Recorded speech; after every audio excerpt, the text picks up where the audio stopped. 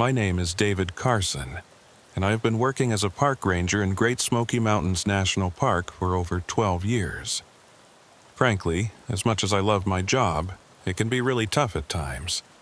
The incident I'm about to tell you about took place in the summer of 1994. Whenever I recall those 3 weeks, I wake up in a cold sweat with nightmares, and my heart races as if I'm still reliving that moment. It's as if I'm standing on the edge of the restricted area above Clingman's Dome. Before I continue, if you subscribe to our channel and like it, you will be doing us a huge favor in supporting us, and please share your thoughts about the story in the comments. If you've visited the Smokies, you must know Clingman's Dome. At 6,643 feet, it is the highest point in the park and the third highest mountain east of the Mississippi. Every year, thousands of tourists flock here, climb the spiral observation tower, and take pictures with the endless magnificent mountain ridges disappearing into the blue haze that gave these ancient mountains their name as a backdrop. If you have the opportunity, it is definitely one of those places you should visit at least once in your lifetime. But there is something these tourists don't know, something the authorities go to great lengths to keep them from knowing. There is a reason why the road ends there. If you look closely at the official park maps, you will notice that certain areas above the dome are marked as prohibited wilderness areas, without any explanation. And of course, there is a reason for this. I learned about this restricted area during orientation at the Sugar Lands Visitor Center during my first week on the job. Bill Hutchins, a senior ranger who had been working in the park since 1971, pulled me aside after the standard training session.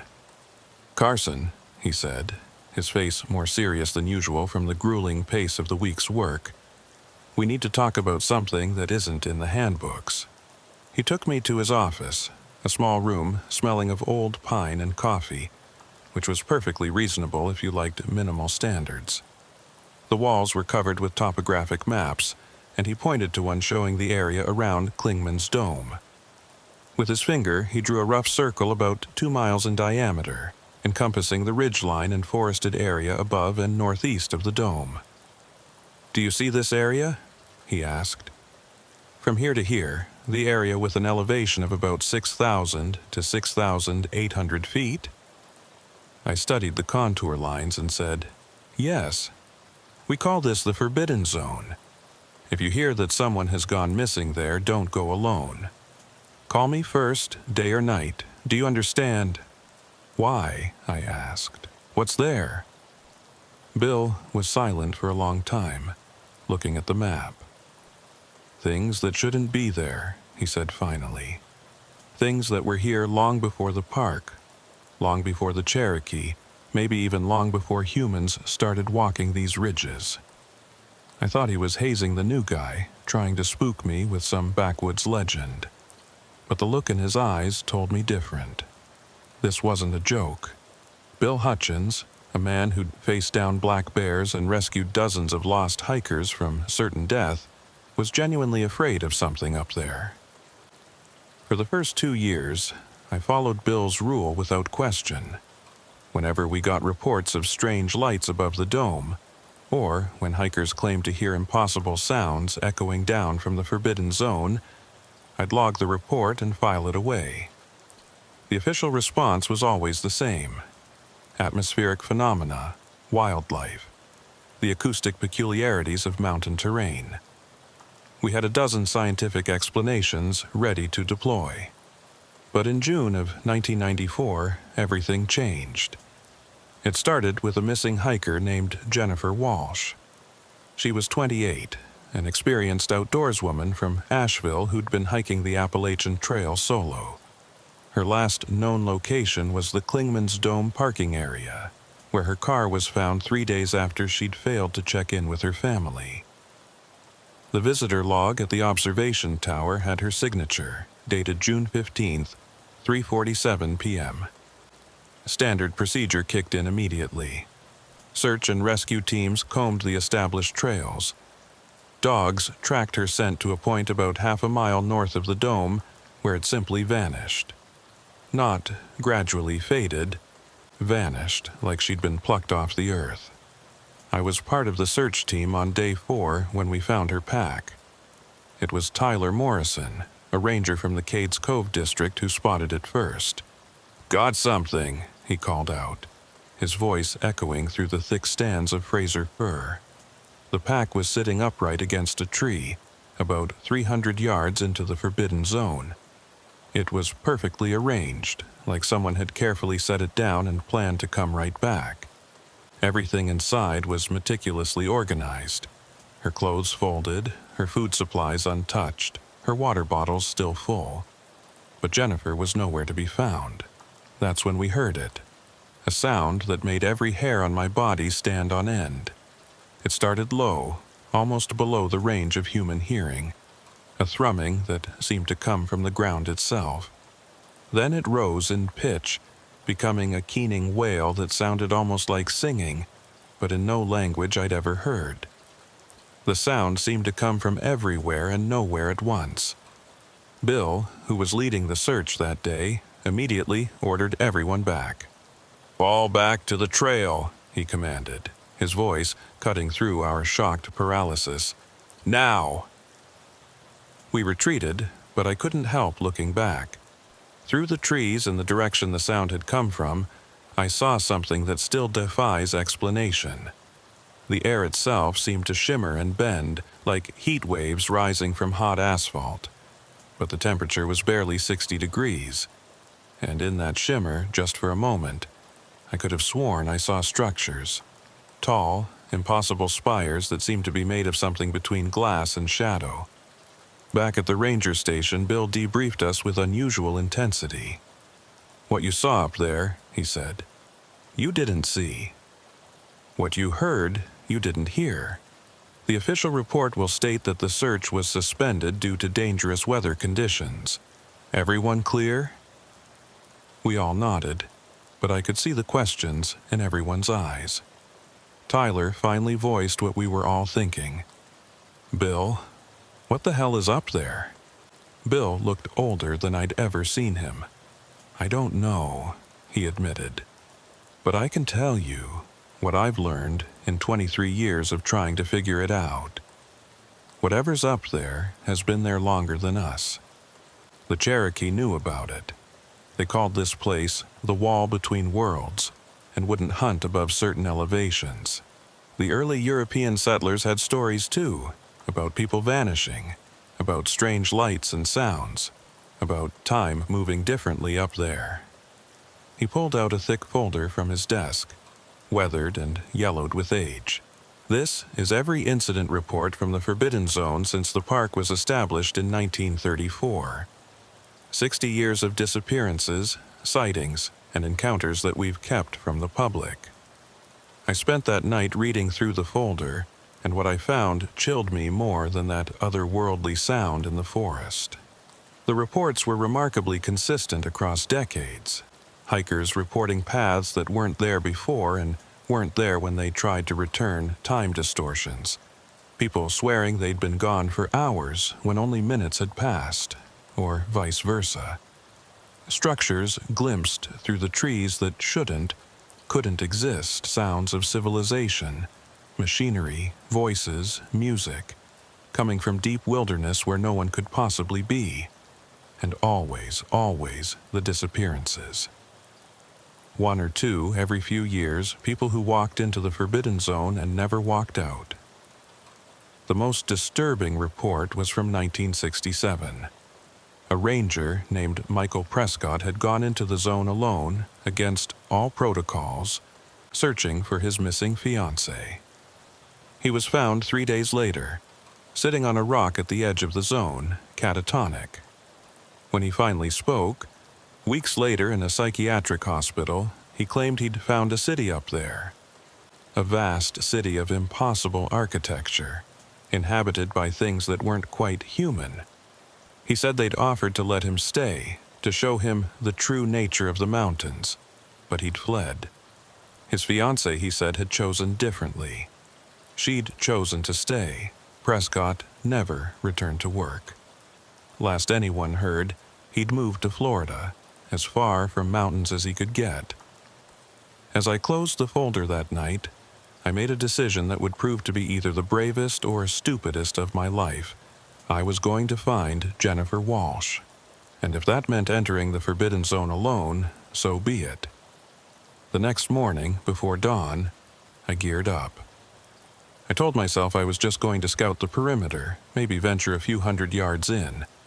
I packed extra batteries for my flashlight and radio, though something told me technology might not work properly up there. I brought my service weapon, though I suspected it would be useless against whatever I might encounter.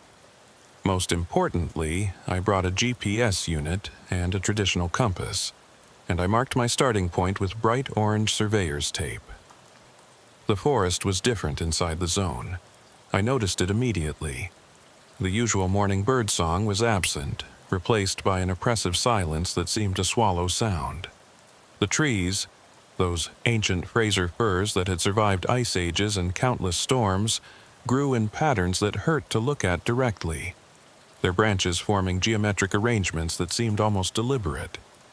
I'd been hiking for maybe an hour, carefully marking my path with tape every 50 feet, when I found the first sign of Jennifer. It was a hair tie, the distinctive purple one I'd seen in the missing person report, caught on a branch at eye level. But the branch was on a tree that I could have sworn wasn't there when I'd looked in that direction moments before. That's when I heard her voice. "Help me, please, someone help me." It was coming from deeper in the zone, maybe 200 yards ahead. Every instinct screamed at me to turn back, but the voice sounded so desperate, so human in this inhuman place. I followed the voice, moving carefully through the increasingly bizarre forest. The trees were wrong now in ways I couldn't quite define. Too symmetrical, too perfect, like someone's idea of what trees should look like rather than what they actually were. The ground beneath my feet felt solid enough, but when I looked down, I sometimes caught glimpses of depth beneath the forest floor, as if I were walking on glass over an infinite drop. The voice led me to a clearing that shouldn't have existed. The trees formed a perfect circle, and in the center was Jennifer Walsh. She was sitting on the ground, rocking back and forth, her arms wrapped around her knees. Her clothes were torn, her hair matted with dirt and leaves, but she was alive. "Jennifer!" I called out, starting toward her. She looked up at me, and the relief in her eyes was quickly replaced by terror. "No!" she screamed. "Don't come any closer. It's a trap. They make me call out, make me bring people here." I stopped, my hand instinctively moving to my weapon. Who? Who makes you?" "The ones who built this place," she said, tears streaming down her face. "The ones who've been here since before the mountains were mountains. They need us, need our reality, I think, to anchor themselves here. Every person they take makes them more solid, more real in our world." That's when I saw them, emerging from between the trees like shadows gaining substance. They were tall, impossibly thin, with features that seemed to shift and change when I wasn't looking directly at them. Their eyes, if you could call them eyes, were points of light that seemed to look through me rather than at me. One of them spoke, or rather, I heard its words in my mind without sound. "Another anchor." Good. The configuration requires 7 more before the alignment is complete. I understood then what Bill had been protecting us from all these years. These things, whatever they were trying to cross over fully into our world, and they were using missing hikers as some kind of dimensional anchors, holding open a door that should have remained closed. "Run!" Jennifer screamed. "Run and don't look back. Tell them to seal the zone. Tell them—" Her words were cut off as one of the entities touched her shoulder and she froze mid-sentence, her face locked in an expression of horror. I ran like I'd never run before, crashing through the underbrush, following my orange tape markers when I could find them, relying on pure instinct when I couldn't. Behind me, I could hear them following, not footsteps exactly, but a sound like reality itself was being torn and reformed with each movement they made. My radio crackled to life, impossible, since I was well out of range of any tower. Bill's voice came through, distorted but recognizable. "Carson, if you can hear this, follow the sound of my voice. We've got the entire team at the zone boundary. Just keep moving toward us." I didn't question how he knew where I was or what was happening. I just ran toward his voice, transmitted through static and interference. The forest around me was changing, reality becoming more fluid. Trees moved like liquid, the ground rippled like water, and through it all, those things pursued me. I burst out of the forbidden zone like a swimmer breaking the surface, gasping for air. Bill and 5 other rangers were there, weapons drawn, forming a line between me and the zone. "Did you find her?" Bill asked, not taking his eyes off the tree line. "She's alive," I gasped out. "But they have her." "Bill, those things, they're trying to cross over. They're using people as anchors." He nodded grimly. "We know." "We've always known. Why do you think we keep people out? Then why don't we do something? Why don't we tell people?" "Tell them what?" Bill asked. "That there are interdimensional beings trying to invade our reality through a weak spot in the mountains? You think anyone would believe us? And if they did, you think the government wouldn't turn this place into Area 51 East? The only thing keeping those things contained is that they need willing anchors, people who enter the zone of their own free will. As long as we keep people out, they can't complete whatever ritual or process they're attempting." "But Jennifer is lost," Bill said flatly. "Just like the 63 others over the years. We can't save them. All we can do is prevent more from being taken." That night, I sat in my cabin trying to process what I'd experienced. I thought about Jennifer, trapped in that nightmare realm, being used as a living anchor point for beings that shouldn't exist in our world. I thought about all the missing hikers over the years, all the families who never got closure. And I thought about what Bill had said, that they needed willing anchors. The next morning, I went to Bill with a plan. It was insane, probably suicidal, but I couldn't leave Jennifer and the others to their fate. "What if we could break their hold?" I asked. "What if we could disrupt whatever process they're using?" Bill looked at me like I'd lost my mind. "Carson, you don't understand. People have tried. In 1978, a team of rangers went in with explosives, thinking they could destroy whatever physical structures were up there. Only one came back, and he spent the rest of his life in a psychiatric facility. In 1985, someone tried using electromagnetic pulses, thinking it might disrupt their dimensional stability. The entire team vanished, and we found their equipment fused into the rocks like it had been there for millions of years." "But what if—" "No," Bill said firmly. "I know what you're thinking, and the answer is no. We maintain the perimeter, we keep people out, and we hope to God that's enough." But I couldn't let it go. Over the next week, I researched everything I could about the Forbidden Zone. I read through indigenous legends, geological surveys, and even fringe physics papers about dimensional rifts and parallel worlds.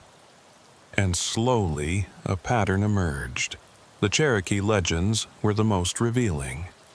They spoke of the Nunehi, the people who live anywhere, spirit beings who existed between worlds. But older stories, ones that predated even the Cherokee, told of something else. The Atsildihiagi, which roughly translated to the fire that burns between. These beings were described as neither good nor evil, but utterly alien, existing in a state that was neither fully here nor fully there. According to one legend I found in the University of Tennessee's archives, there was a way to close the door between worlds. It required a sacrifice, not of life, but of memory. Someone would have to enter the zone carrying the collective memory of all those taken, and then willingly forget everything, creating a kind of psychic void that would collapse the dimensional bridge. It sounded insane, but no more insane than the reality I'd witnessed. I started preparing in secret. I recorded everything, every name from the missing persons files, every detail about their lives I could find. I spoke to families claiming I was working on a memorial project.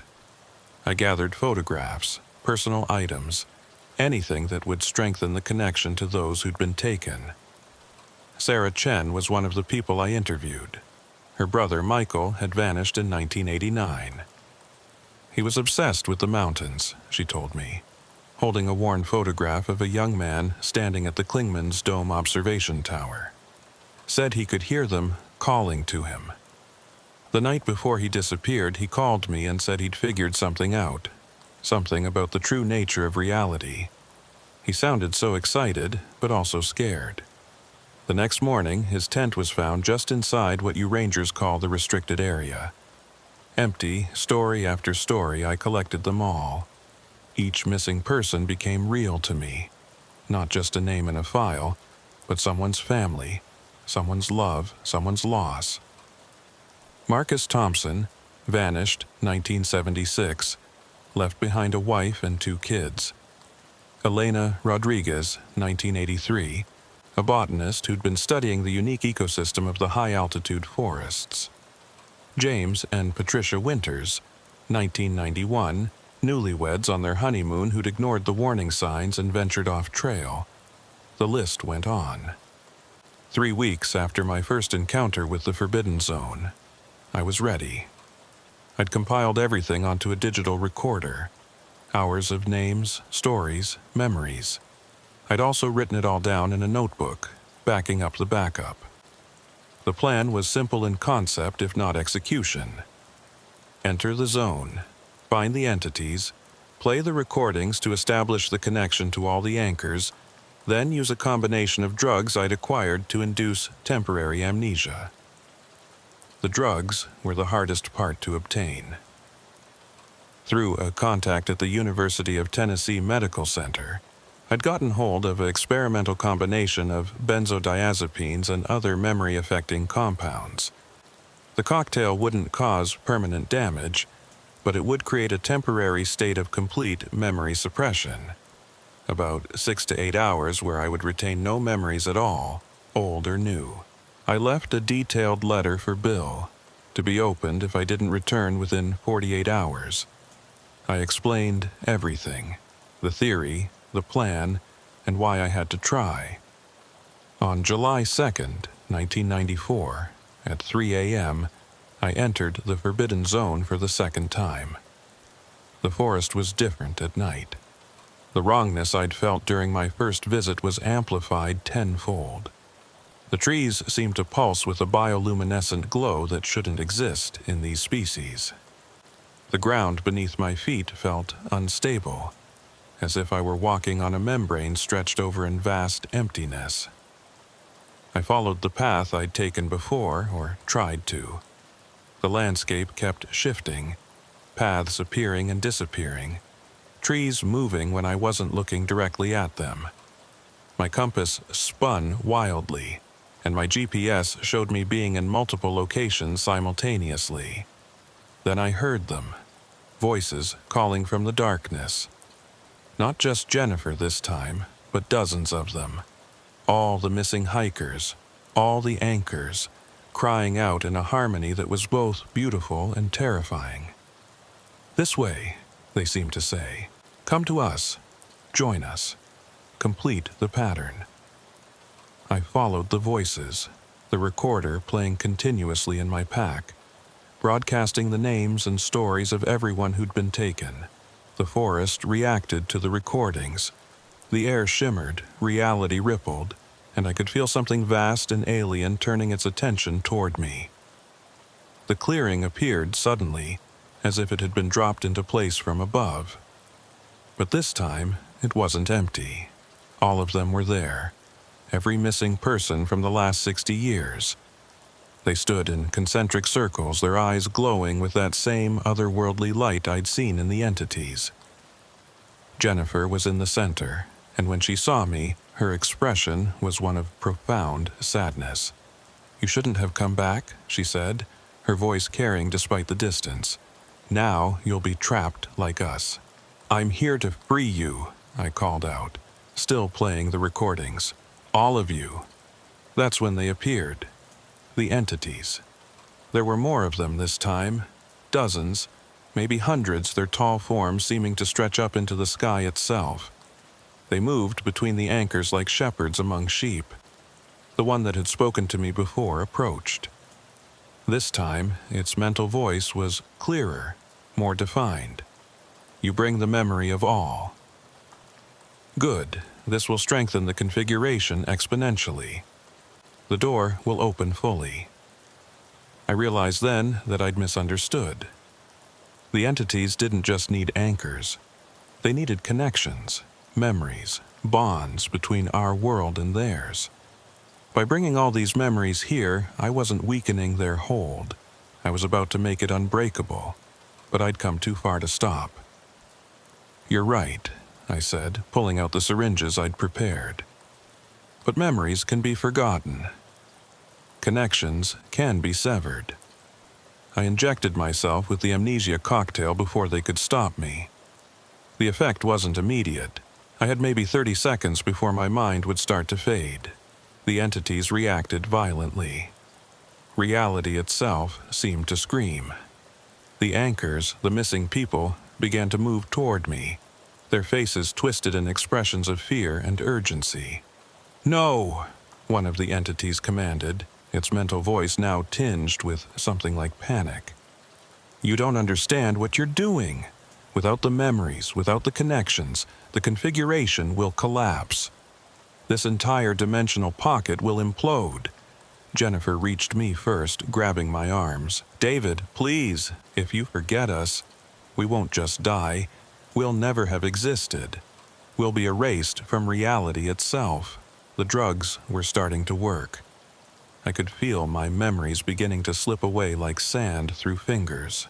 But in those last moments of clarity, I understood the true horror of the situation. These people weren't just trapped, they were suspended between existence and non-existence. Their memories, held by the outside world, were the only things keeping them real. If I forgot them, if the world forgot them, they would cease to have ever been. But the alternative was worse. Every year, more people would be taken. The entities would eventually gather enough anchors to fully manifest in our world. And then, I didn't want to imagine what would happen then. "I'm sorry," I whispered, as my vision began to blur and my thoughts became disconnected. "I'm so sorry." The last thing I remember clearly is the sound, like reality itself was tearing apart. The anchors were screaming. The entities were doing something that might have been screaming if they'd had voices, and the forest was collapsing in on itself. Then, nothing. I woke up in a hospital bed in Gatlinburg 2 days later. Bill was there, looking older than I'd ever seen him. "What happened?" I asked, my throat dry and raw. "We found you at the edge of the forbidden zone," he said carefully. "You were unconscious, suffering from exposure and dehydration. You'd been missing for 48 hours. Missing. But I tried to remember, but there was nothing. A complete blank. I don't remember anything." Bill studied me for a long moment. "The doctors say you had some kind of episode. Temporary amnesia, probably brought on by a head injury. You had quite a bump on your skull." I reached up and felt the bandage I hadn't noticed before. "Did something happen? In the park?" "Nothing important," Bill said. But there was something in his eyes. Relief mixed with profound sadness. "Just get some rest, Carson." Over the next few weeks I recovered physically, but the gap in my memory remained. I returned to work, but things were different. The Forbidden Zone was still restricted, but when I asked Bill about it, he looked confused. Forbidden Zone. You mean the wilderness area above Klingman's?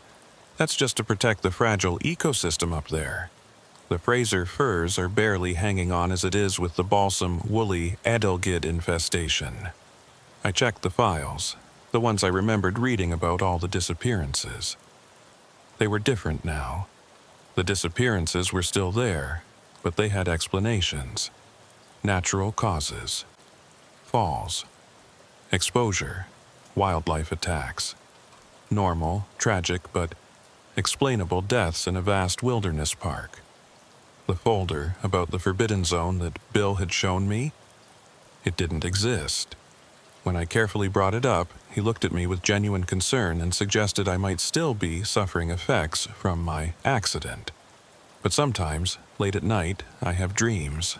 Dreams of people I don't recognize standing in circles in an impossible forest. Dreams of tall, thin figures made of shadow and light. Dreams of a woman with torn clothes and desperate eyes saying, "Don't forget us. Please, don't forget us." I started researching on my own time. I found inconsistencies in the park records, missing person reports that didn't quite add up, gaps in the timeline, photographs in the archives where the background seemed wrong, like something had been edited out, not digitally, but from reality itself. There was one photograph that particularly haunted me. It was from the Klingman's Dome Observation Tower, dated June 15th, 1994. In the foreground, a family of tourists smiled at the camera, but in the background, where the mountains stretched into the distance, there was an odd distortion. If you looked at it just right, it almost looked like structures. Tall, impossible spires that seemed to be made of something between glass and shadow. I tried enhancing the photo, but every time I got close to making out details, the image would corrupt. Not the file. The physical photograph itself would blur, as if reality was protecting itself from scrutiny. I found other rangers who remembered things differently. Not many, and they were reluctant to talk. But there were whispers. Stories of a time when the mountains were different. When there was something up there that shouldn't have been. When people disappeared and never came back. Tyler Morrison, the ranger who'd been with me on that search and rescue mission I barely remembered, pulled me aside one day. "You did something," he said quietly. "I don't know what, and most days I can't even remember that there's something to remember. But sometimes, especially when I'm up near the dome, I get these flashes, images of things that couldn't exist, sounds that shouldn't be possible. And your face, Carson, always your face, like you were at the center of something important." I asked him to tell me more, but he shook his head. "I can't. It's like trying to hold water. The harder I grip, the faster it slips away. But whatever you did, I think you saved us from something. The mountains feel quieter now. Safer. Like a door that was opening got slammed shut." As the months passed, I noticed other changes. The tourism numbers for Klingman's Dome increased dramatically. Families hiked freely in areas that I could have sworn were once restricted. The trail maps showed paths I didn't remember existing. But the strangest thing was the missing person statistics. For 60 years, Great Smoky Mountains National Park had averaged 2 to 3 unexplained disappearances per year, always in the high elevation areas. But after July 1994, that number dropped to 0. Not fewer. 0. As if whatever had been taking people was gone, or had never been there at all. I tried to investigate the families of the missing hikers I remembered. The Chens, the Thompsons, all the others. Some I couldn't find at all. No records, no social media, nothing. Others existed but had different stories. Sarah Chen, who I clearly remembered interviewing about her missing brother, had no brother. When I carefully asked her about it, she looked at me strangely and said she'd always been an only child. "I've been researching since before you arrived. The Forbidden Zone isn't unique. There are similar places around the world: the Bermuda Triangle, the Devil's Sea off Japan, the Bridgewater Triangle in Massachusetts. They're all thin spots, places where our reality touches others. The entities you encountered aren't evil, just incompatible with our existence. They're trying to cross over not out of malice, but out of necessity. Their reality is dying, collapsing in on itself. The anchors, the missing people, were their way of creating stable points between worlds. Your amnesia gambit was brilliant but temporary. Memory isn't just in the mind. It's in the land, in the quantum fabric of reality itself. The mountains remember, even if we don't. There's only one permanent solution, and it's why I never tried it myself. Someone has to go through. Someone has to cross over completely and seal the door from the other side. It's a one-way trip. In my desk at the station, bottom drawer, false back, you'll find everything I've gathered over the years. Use it wisely. And Carson, if you do what I think you might have to do, know that you're the bravest damn ranger I ever worked with. Bill. I drove to the station that night using my keys to enter after hours. Bill's old desk had been mine since his retirement, but I'd never noticed the false back in the bottom drawer. Behind it was a leather journal, thick with age and swollen with inserted documents, photographs, and handwritten notes dating back to the 1940s. The journal told a story that official history had forgotten or suppressed. The Great Smoky Mountains National Park hadn't been established just to preserve natural beauty. It had been created to contain something. The government knew about the thin spots, the places where reality was permeable. The park was a cover, a way to control access while maintaining plausible deniability. There were photographs that shouldn't exist, images from the 1950s showing military personnel in hazmat suits investigating areas that were now popular hiking trails. Reports of dimensional incursions that read like science fiction, but were stamped with official Department of Defense headers. And maps, detailed topographical maps showing not just the physical landscape, but what one researcher had termed ontological elevation. Places where the fabric of existence itself rose and fell like terrestrial mountains. Klingman's Dome was the highest peak not just in physical elevation, but in ontological terms. It was, quite literally, the closest point to other realities in the eastern United States. The most disturbing discovery was a series of photographs from 1962. They showed what appeared to be a failed military operation. Soldiers frozen mid-stride, their faces twisted in expressions of horror, their bodies partially merged with trees and rocks as if reality had stuttered during their existence. The only survivor's report was heavily redacted, but one line remained clear. They tried to force their way through. The mountain wouldn't let them. It made examples of them. I was so absorbed in reading that I didn't notice the temperature dropping until I could see my breath. The fluorescent lights in the office began to flicker, and through the window, I saw something that made my blood run cold. The sky above Klingman's Dome was wrong. Where stars should have been, there were geometric patterns of light, shifting and rotating in ways that hurt to look at directly. And from the mountain itself, a beam of pale light stretched upward, pulsing with a rhythm that seemed almost like breathing. My radio, which I hadn't even turned on, crackled to life. Through the static came a voice I recognized but couldn't quite place. "David, help us. The door is opening, from both sides now." It was Jennifer Walsh. But Jennifer Walsh had never existed. I'd erased her along with all the others when I'd induced the amnesia. She was a casualty of a timeline that had been overwritten. Yet, here was her voice. Impossible and undeniable. I gathered Bill's journal and everything else I could carry and headed for Klingman's Dome. The drive up was surreal. The road seemed to stretch and contract, distances becoming meaningless. My headlights illuminated things that shouldn't be there. Structures that looked like they were made of crystallized time. Trees that grew downward into the sky. Shadows that fell upward. The parking area was chaos. A dozen ranger vehicles were already there, their lights creating a barrier of illumination against the encroaching wrongness. Tyler Morrison was trying to coordinate a response, but half the rangers were standing transfixed, staring at the light beam rising from the mountain. "Carson!" Tyler shouted when he saw me. "What the hell is happening?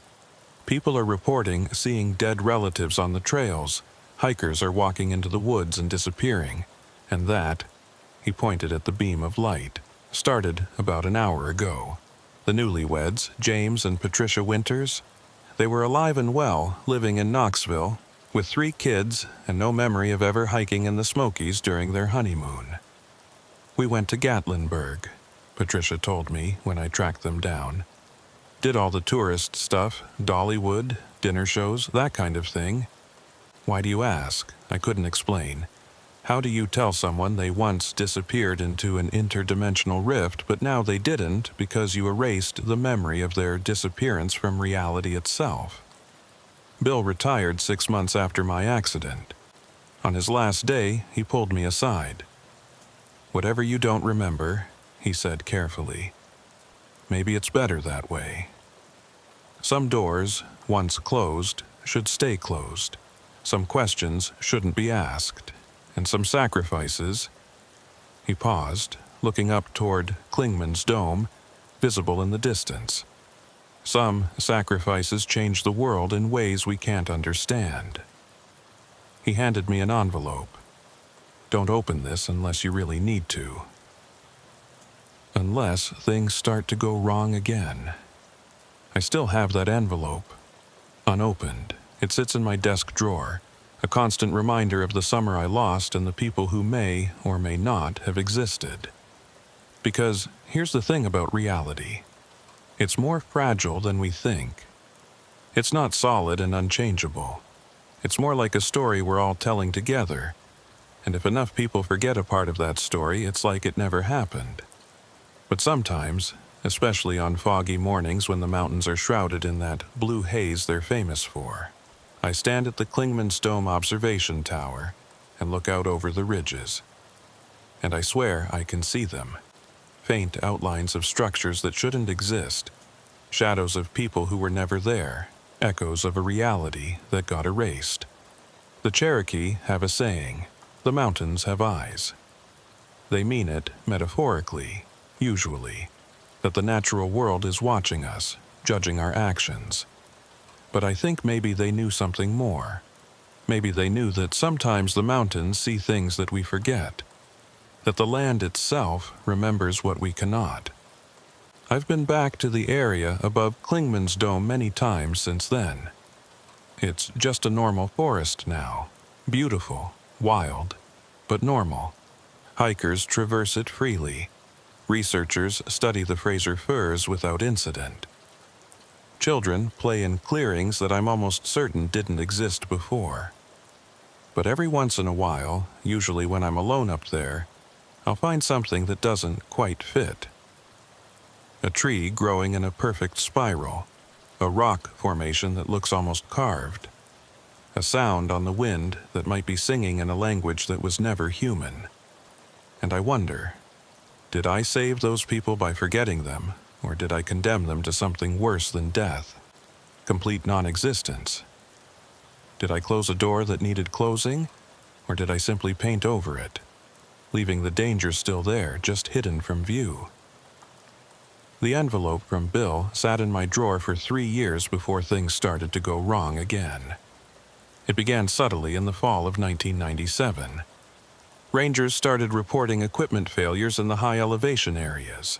Compasses spinning wildly, radios picking up transmissions that shouldn't exist, GPS units showing impossible coordinates.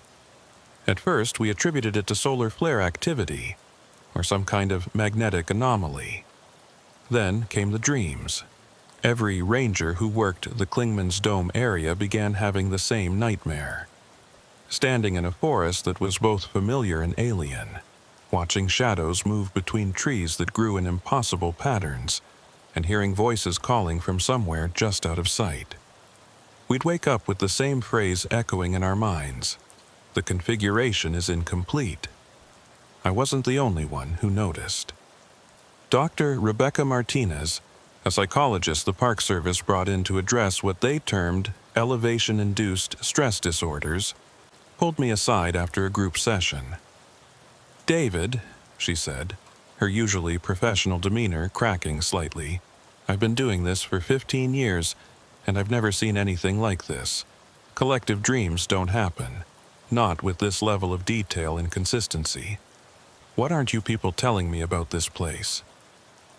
I wanted to tell her everything, but what could I say?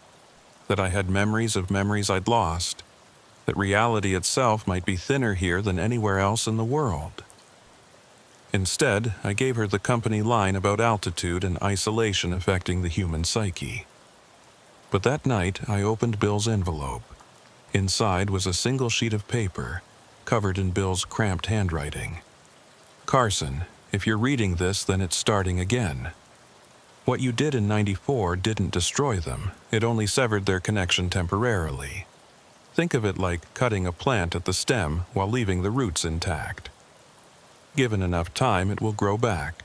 It's a dimensional breach," I said, surprised by my own calmness. "Reality is becoming unstable." "How do you know that?" I held up Bill's journal. "Because this has happened before. And because I remember things that never happened." Before Tyler could respond, the ground shook. Not like an earthquake. More like reality itself was having a seizure. For a moment, I saw double, triple, multiple versions of everything overlapping. I saw Klingman's dome as it was, as it had been, and as it could be, all existing simultaneously. In one version, the observation tower was a twisted spire of organic metal reaching into a purple sky. In another, it didn't exist at all, replaced by a massive tree whose branches held glowing fruit. In yet another, it was a temple to something vast and incomprehensible, with architecture that folded in on itself infinitely. Then the moment passed, and we were back in our single, stable reality. But I knew it wouldn't last. "Evacuate everyone," I told Tyler. "Clear the entire area for at least 5 miles. Do it now." "On whose authority?" "On the authority of someone who knows what's coming," I said, already heading for the trail to the observation tower. "And Tyler?" "If I don't come back, burn Bill's journal. Don't read it, just burn it." The hike up to Klingman's dome usually takes about 30 minutes. That night it took both forever and no time at all. The trail kept shifting. Sometimes I was walking uphill, sometimes down, sometimes sideways along a vertical surface. The beam of light grew stronger as I approached, and I could hear it now, a harmony of impossible sounds that made my teeth ache and my eyes water. The observation tower, when I finally reached it, was the eye of the storm. Everything around it was chaos, reality fracturing and reforming constantly. But the tower itself remained stable, a concrete and steel anchor in a sea of dimensional turbulence. At the top of the tower, standing at the center of the beam of light, was Jennifer Walsh. But it wasn't the Jennifer I remembered from 1994. This Jennifer was older, scarred, and her eyes held the weight of experiences that no human should have. She was wearing ranger gear, but it was wrong. The fabric seemed to be woven from solidified light, and the badge on her chest showed a symbol that hurt to look at directly. "Hello, David," she said, her voice carrying despite the cacophony around us. "I've been waiting for you." We all have. Behind her, figures began to materialize from the light. All the missing hikers, all the people I'd erased from existence. But like Jennifer, they were changed. They moved wrong, existed wrong, as if they were only partially present in our reality. You didn't save us, Jennifer continued. You didn't condemn us. You transformed us. When you erased our existence from this reality, we didn't disappear. We shifted. We became citizens of the between space, the dimensional membrane that separates worlds. Marcus Thompson stepped forward, his form flickering between solid and translucent. We've been holding them back, David. The entities you encountered, we've been fighting them, keeping them from breaking through. But we're losing. The membrane is wearing thin. What do you need me to do? I asked, though I suspected I already knew the answer. Someone has to go through completely, Jennifer said. Someone with a strong enough connection to both realities to seal the breach permanently. You're the only one who remembers both timelines, the only one who exists fully in this reality while carrying the memory of the other. She held out her hand. It's a one-way trip. Once you cross over, you can never come back. You'll become like us, a guardian of the boundary, forever preventing things that shouldn't exist from entering a world where they don't belong. I thought about my life as a ranger, the quiet years of protecting the park, helping lost hikers, maintaining trails. It had been a good life, a simple life. But I'd also seen what was at stake. If the entities broke through completely, if they established their anchors in our reality, the entire world would become like the Forbidden Zone, a place where the laws of physics were suggestions, where human consciousness couldn't survive intact. What about the people here? I asked. The other rangers, the tourists. Once the door is sealed, they'll forget, Marcus said. Just like they forgot us. The timeline will restructure itself. To them, you'll have died in a hiking accident, or retired to Florida, or never existed at all. Reality will find a way to make sense of your absence. I looked back down the mountain. In the distance, I could see the lights of Gatlinburg, the sprawl of humanity living their lives, unaware that reality itself was under threat. I thought about Tyler and the other rangers, about the families who came to the park seeking beauty and peace. Will it hurt? I asked.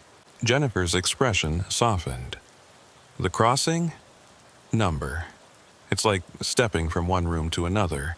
But David, you need to know, existence on the other side is different. We're not fully human anymore. We're something else, something between. We remember being human, but the feelings, the connections, they're muted. It's like watching your life through frosted glass. But you're protecting everyone? Every moment of every day, she confirmed. It's our purpose now.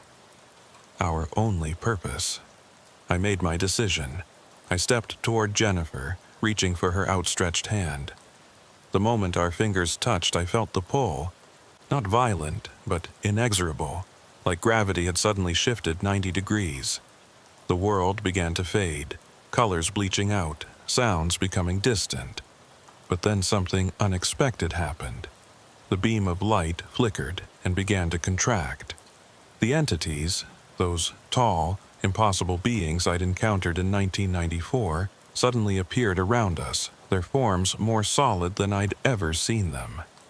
No, one of them projected, its mental voice filled with something like desperation.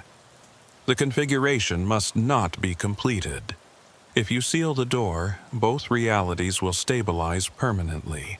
We will be trapped in our dying universe. Jennifer's grip tightened on my hand. They're lying. We are not lying, the entity interrupted. We are trying to survive, yes, but not through invasion, through merger.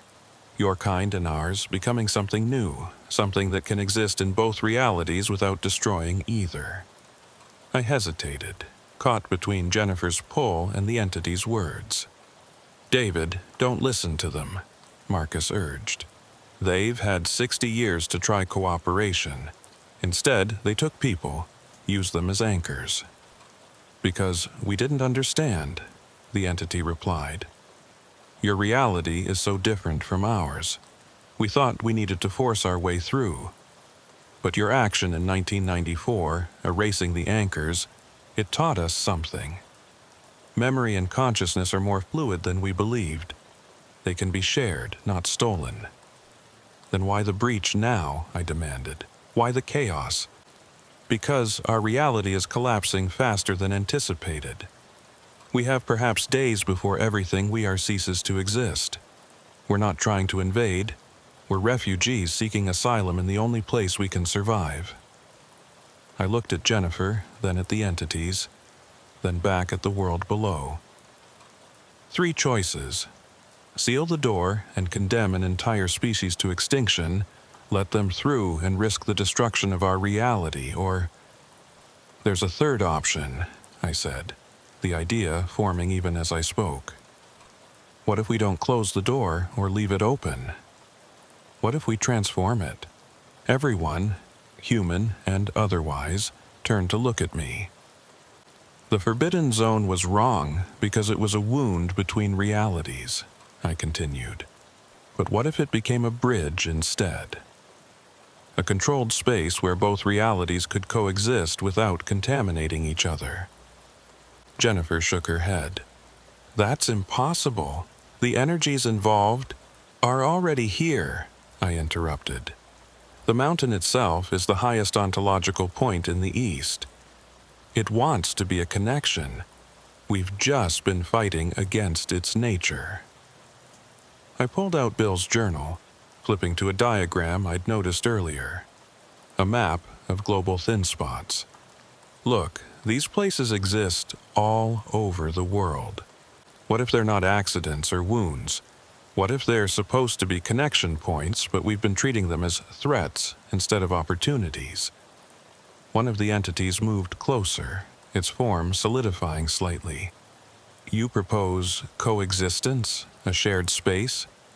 More than that, I said, warming to the idea. A transformation. Those who choose to could become bridges themselves, part human, part whatever you are. Able to exist in both realities, preventing conflict by understanding both sides. Like us, Jennifer said quietly, understanding dawning in her eyes. We're already transformed. We exist between worlds. But you were forced into it, I said. What if people could choose? What if, instead of random disappearances and terror, there was a conscious decision to become something more? The entity's form pulsed, and I sensed communication happening beyond my perception. The entities discussing among themselves at speeds beyond human comprehension. Finally, it spoke again. This would require trust. Your kind would need to accept that we exist, that we are not threats, but potential allies. Can your species handle such knowledge? I thought about humanity's history, our fear of the unknown, our tendency toward violence when confronted with difference.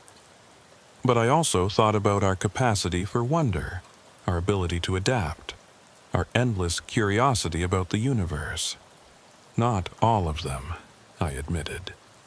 Not at first, but some will. And over time, as the bridge keepers prove that coexistence is possible, more will follow. And if they don't? Jennifer asked. If humanity rejects this, then we maintain the status quo, I said. The door stays controlled, limited. But at least we'll have tried something better than endless conflict or mutual annihilation. The decision to transform Klingman's dome into a bridge between worlds wasn't made that night. It took weeks of negotiation, carried out in dreams and visions, in moments when reality grew thin enough for communication to pass between our world and theirs. I became the primary negotiator, existing in a strange state between fully human and something else. Each time I entered the zone around Klingman's dome, I could feel myself changing slightly, becoming more attuned to the frequencies of both realities. My eyes began to see colors that didn't have names. My ears picked up harmonics that shouldn't exist in our physics. The Park Service, surprisingly, was easier to convince than I'd expected. It turned out that the higher echelons of government had always known about the thin spots. They had contingency plans for invasion, for contamination, for reality breakdown, but no one had ever proposed cooperation before. General Patricia Hayes, who headed the classified division that dealt with what they termed ontological anomalies, met with me in a bunker beneath the Sugarlands Visitor Center that I hadn't even known existed. "You're proposing we intentionally allow interdimensional beings to establish a foothold in our reality," she said, her tone carefully neutral. "I'm proposing we accept that they're already here," I corrected. "They've been trying to break through for decades, maybe centuries. We can keep fighting a losing battle, or we can try to find common ground. And these bridge keepers you mention, humans who would volunteer to be transformed, you realize what you're asking people to give up." I thought about Jennifer and the others, existing in their strange half-state between worlds. I do, but I also know that throughout history there have always been those willing to sacrifice their normal lives for something greater. Explorers, astronauts, researchers who spend years in isolation. This is just the next frontier. General Hayes studied me for a long moment. "You've already started changing, haven't you? You're becoming one of them." I looked at my hands. They looked normal enough, but sometimes, in the right light, I could see through them to the quantum foam beneath. "Yes, but I'm still human enough to advocate for humanity." The first public acknowledgement came 6 months later, though it was carefully managed. The Park Service announced a new research area around Klingman's Dome, where atmospheric anomalies were being studied. They recruited volunteers from various fields: physicists, biologists, philosophers, even artists, people who could approach the unknown from different angles. Dr. Sarah Kim was one of the first volunteers. A quantum physicist from MIT, she had theorized about parallel universes her entire career. When she learned that her theories were not just real but accessible, she jumped at the chance to study them firsthand. "The mathematics are beautiful," she told me after her first exposure to the zone. "Our reality and theirs, they're not separate. They're harmonics of the same fundamental frequency, like two notes that create a chord when played together." The transformation process was gradual for the volunteers. Each exposure to the zone changed them slightly, their consciousness expanding to encompass both realities. Some couldn't handle it. The human mind wasn't designed to process multiple dimensional states simultaneously, but those who could adapt became something remarkable. Marcus Thompson, who had been one of the original missing hikers transformed during my amnesia event, became a guide for the new bridge keepers. "It's like learning to see with new eyes," he explained to a group of volunteers. "At first, everything is overwhelming, but gradually you learn to filter, to focus, to exist in both states without losing yourself." The entities, for their part, kept their bargain. They no longer tried to force their way through or take unwilling anchors.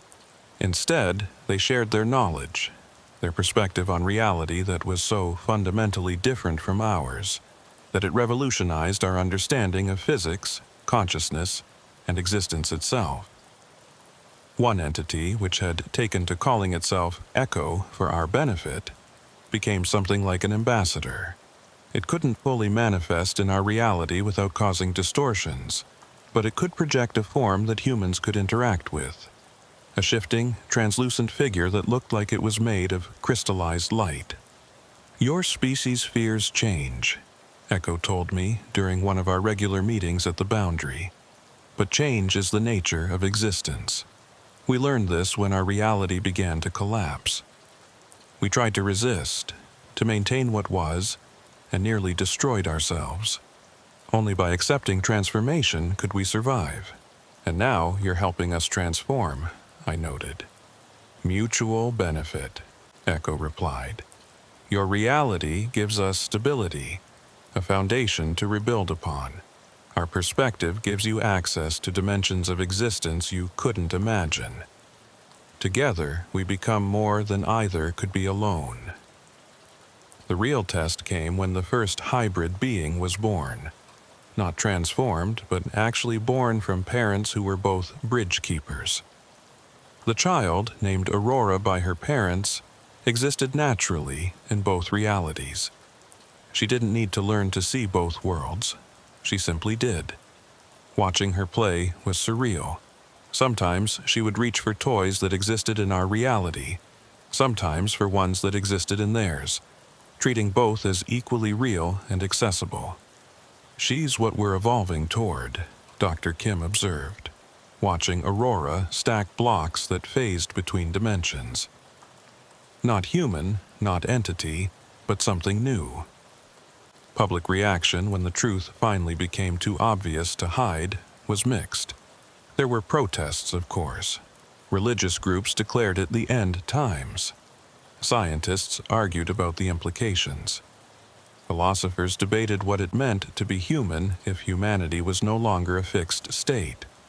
But there were also those who embraced it.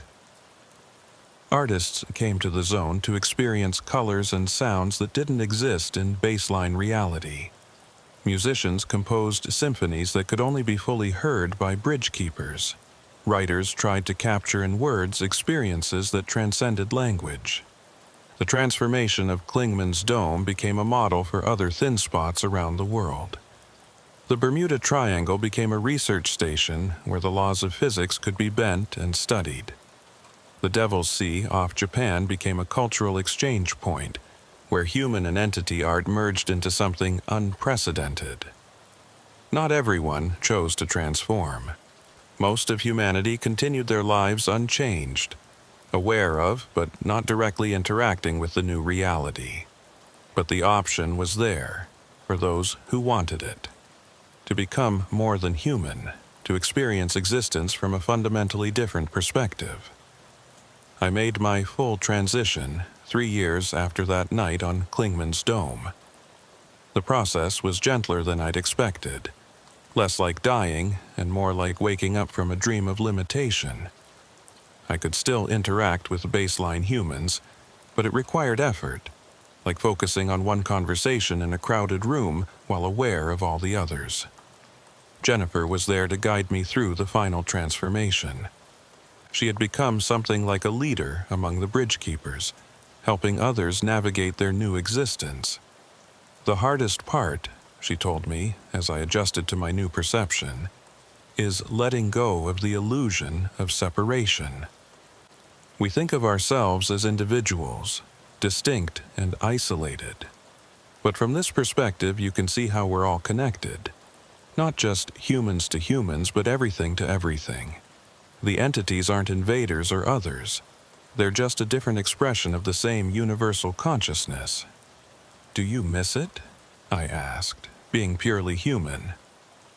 She considered this. I miss the simplicity sometimes. The ability to believe that what you see is all there is. But would you go back to seeing in black and white after experiencing color?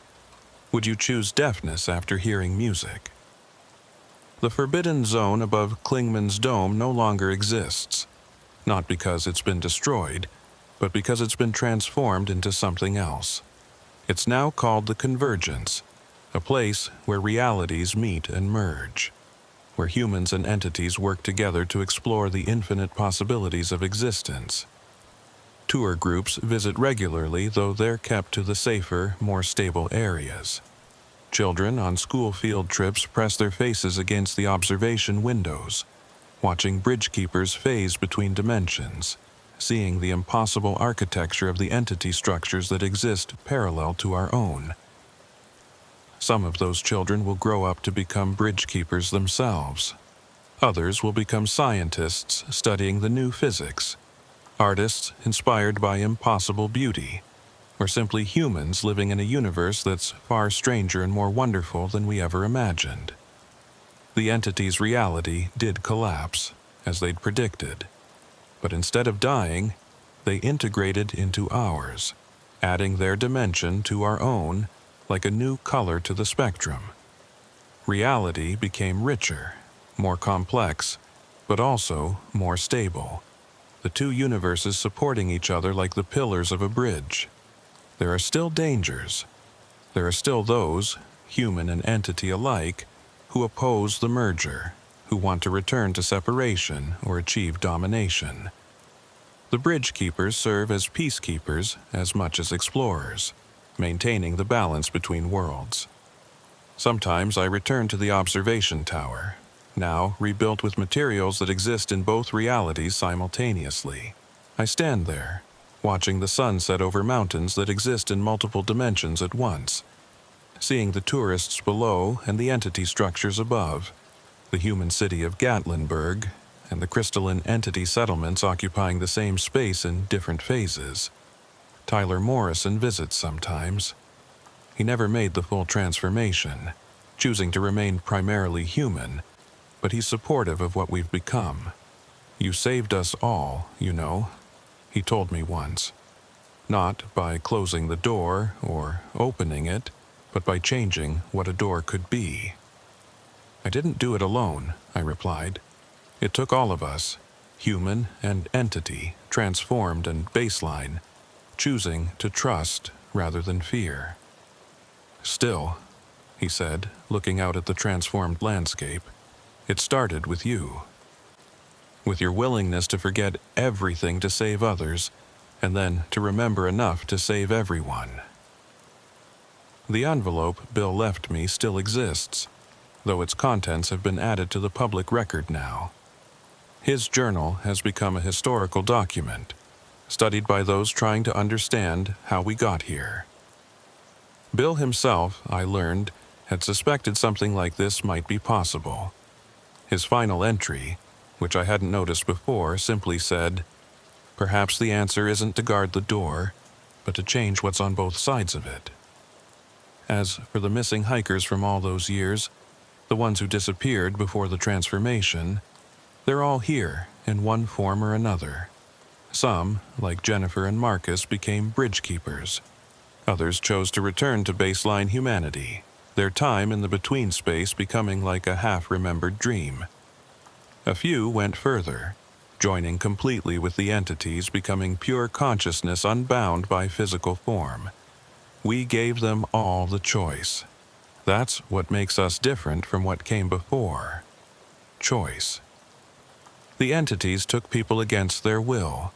We offer transformation to those who seek it. The old reality was imposed on everyone. The new one is opt-in. There are other thin spots being discovered all the time. Each one is unique, leading to different realities with different entities, different laws of physics, different ways of existing. Humanity, or what humanity is becoming, stands at the threshold of infinite exploration. But it all started here in the Great Smoky Mountains, at a place that was once forbidden and is now a gateway. Where fear once kept us apart, curiosity now brings us together. Where there was once a wound between worlds, there is now a bridge. I still dream sometimes of that night in 1994 when I first entered the Forbidden Zone. I remember the terror, the confusion, the desperate choice to forget everything to save everyone. But now, from my expanded perspective, I can see that it was all necessary. Every step, every choice, every sacrifice led us to this moment of transformation. The mountains still have their secrets. There are depths to the merger that we're only beginning to explore. Implications we're only starting to understand. But for the first time in human history, we're not exploring alone.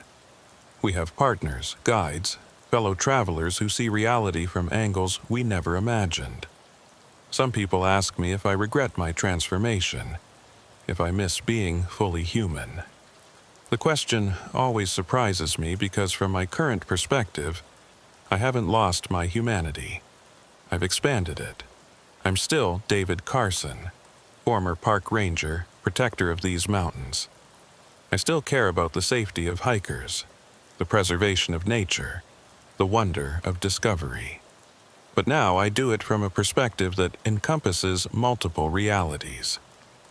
The Great Smoky Mountains are still beautiful.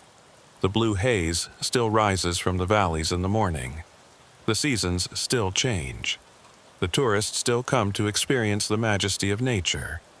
But now they come for something more as well.